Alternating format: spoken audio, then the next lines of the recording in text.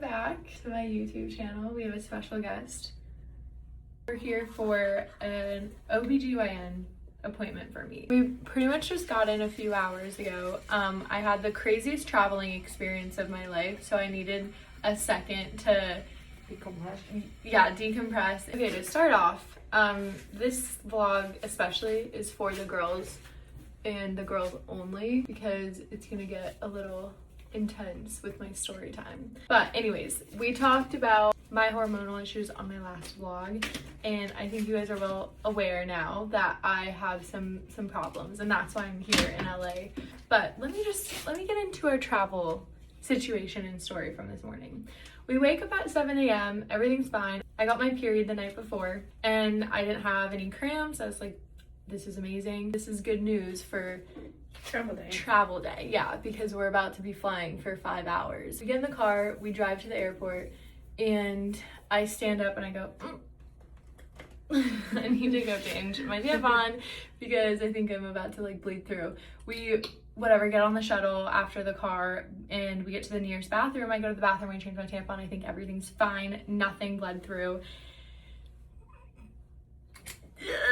Just to go through security and the shuttle, not knowing I had blood stains all over my clothes. This sweet girl comes up to me, she's like, you have a little like blood on the back of your shirt and pants.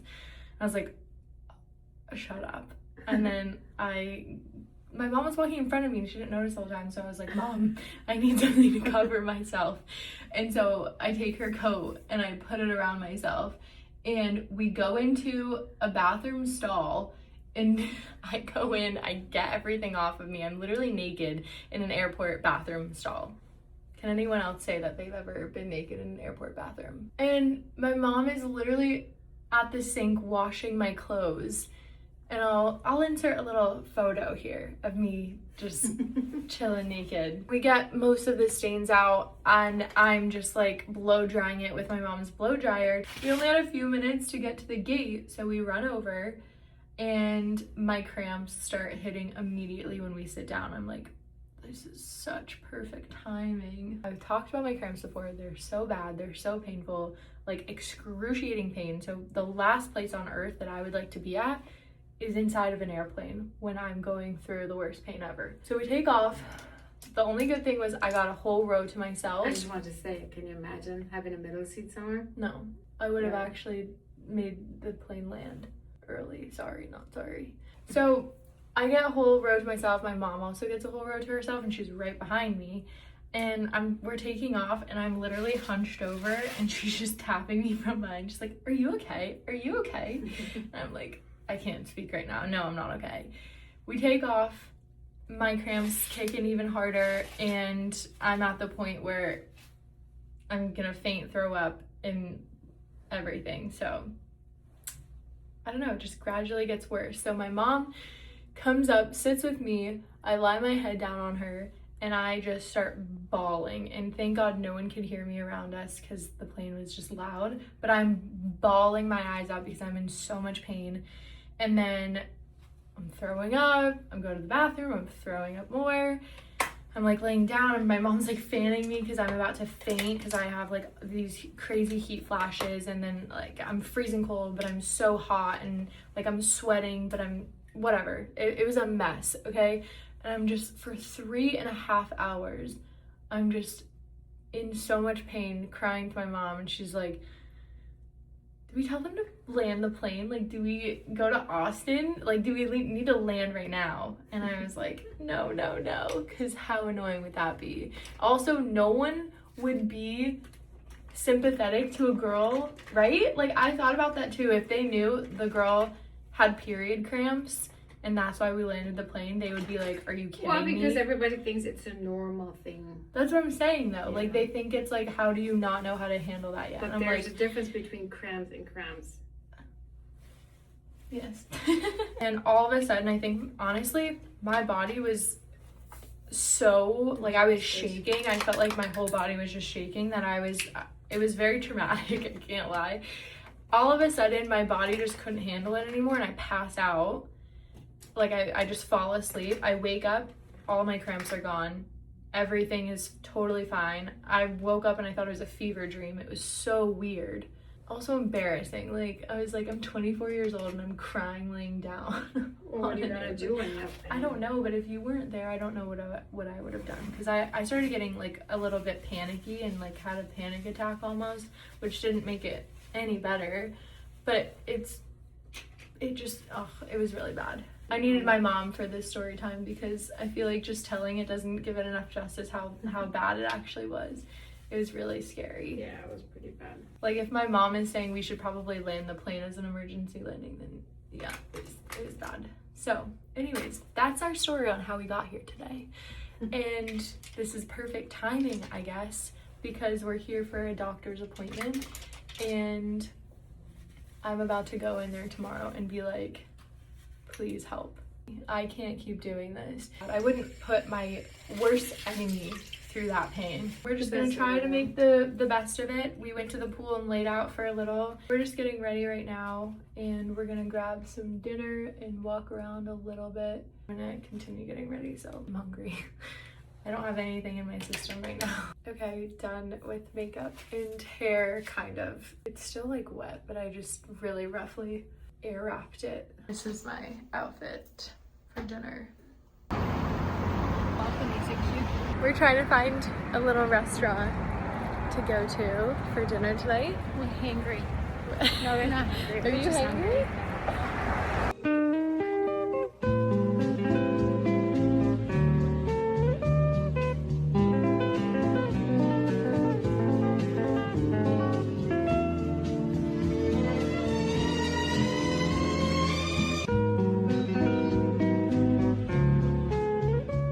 We're back home. She's trying to get me to try Dubai chocolate for the first time.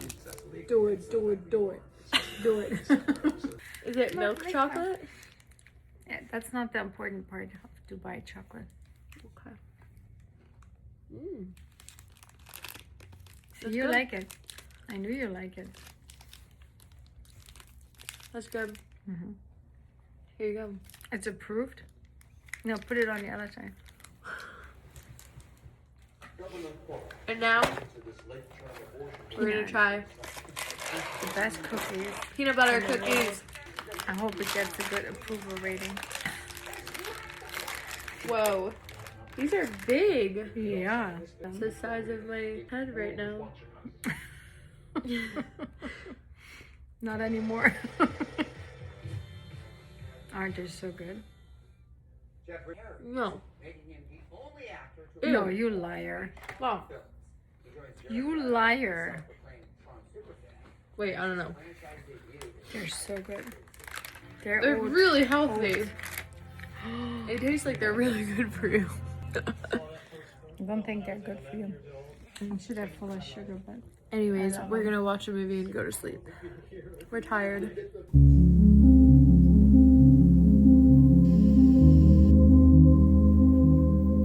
Good night. Good morning. I'm gonna shower and get ready because my appointment's coming up soon. But I'm gonna take you guys with me.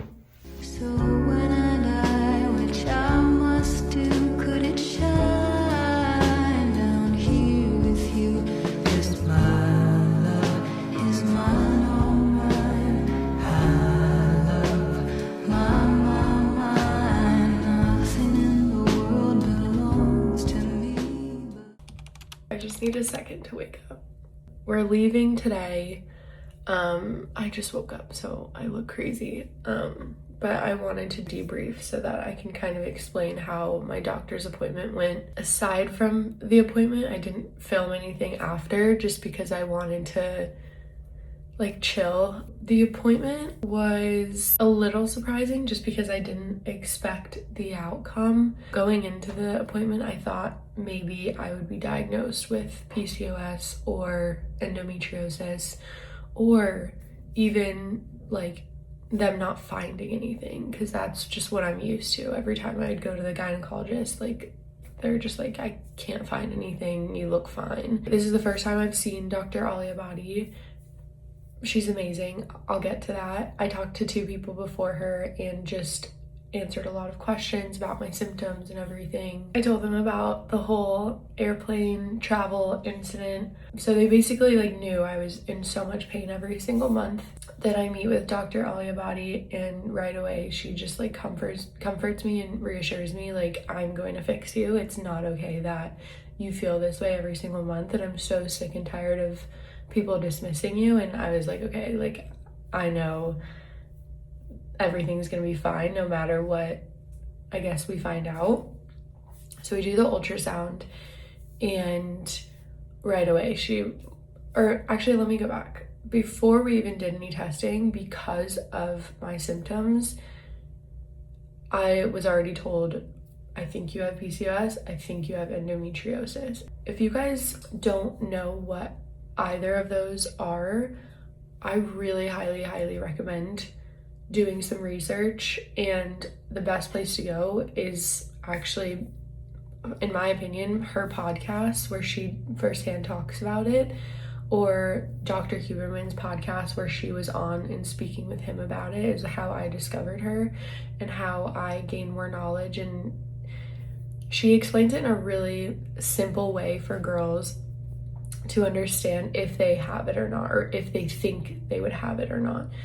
And I'm gonna go listen back to it after even just meeting with her, because I think everything will kind of come together even more. So do your research, please, if you're a woman. If you've been in pain or you haven't been in pain, if you're experiencing anything with, you know, your hormones and your period, it's better to educate yourself rather than going to doctors and being told everything's fine. So Dr. Aliabadi comes in, we do an ultrasound, and right away she sees that my ovaries, I have PCOS. And the reason why I was dismissed with every other doctor with PCOS is because I had cysts on my ovaries, but they said it didn't look like PCOS. I wasn't overweight, which is usually what they first look for. I didn't have a full chin of hair, which is what they, I guess, look for. And I feel like they always were looking for the most extreme criteria in order to diagnose someone with PCOS. But PCOS can still be in women who are not overweight and don't have the most excessive, like, unusual hair patterns, if that makes sense. So right away when we did the ultrasound, she saw that it was PCOS.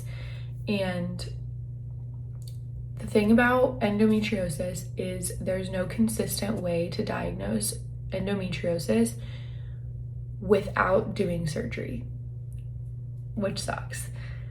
So PCOS you can be diagnosed with without surgery. Endometriosis, there's no technology to diagnose someone without surgery consistently.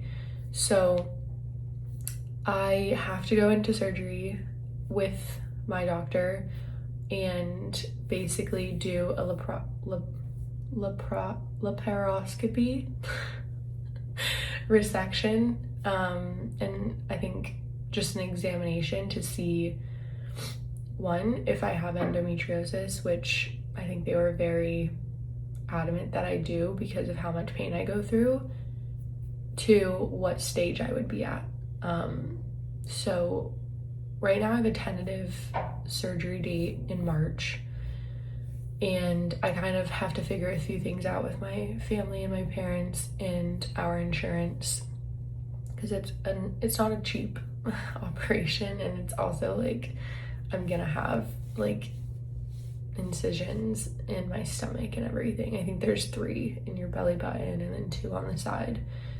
I've been watching a lot of TikToks to see like what the process is like, if it's painful after, the recovery is long, those types of things. But yeah, that is so far what we know. I got my blood drawn too. I don't have the results of that yet, but we'll see. We'll have to like do this journey together if you're watching this, and we'll have to see if I have endometriosis and what stage I'm at during the surgery, after the surgery.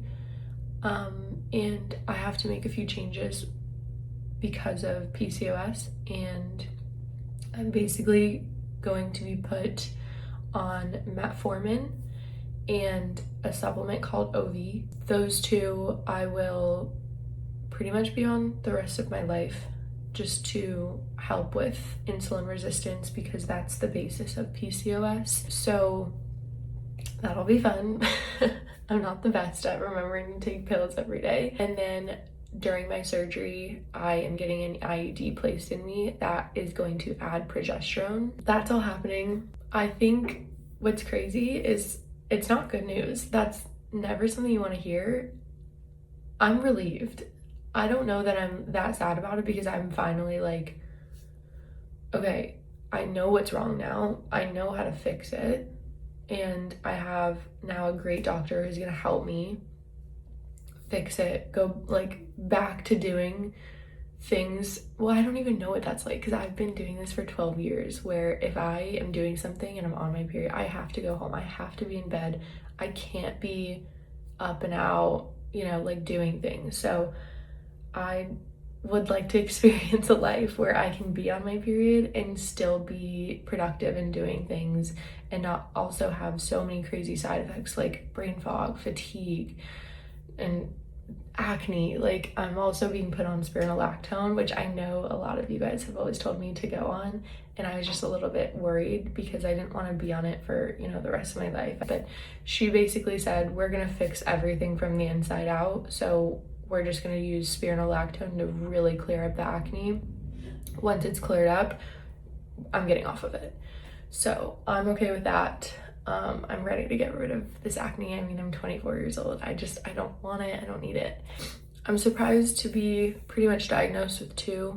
We'll see after the surgery if it's both. But one thing that I was very worried about was, how did that affect my fertility and my egg count, because I'm not ready to get pregnant right now at all, but in the future I do want to have kids. So during the ultrasound, she said I have plenty of eggs, and she said that I'm very lucky for that, and I feel lucky and grateful, because I know that there's a lot of cases where people who are even younger than me have the egg count of like a much older person. So I feel very grateful for that. I know that these 2 things can cause infertility, especially as you get older, but I'm not worried, especially working with my doctor, that it won't happen for me, if that makes sense. I know it's gonna happen.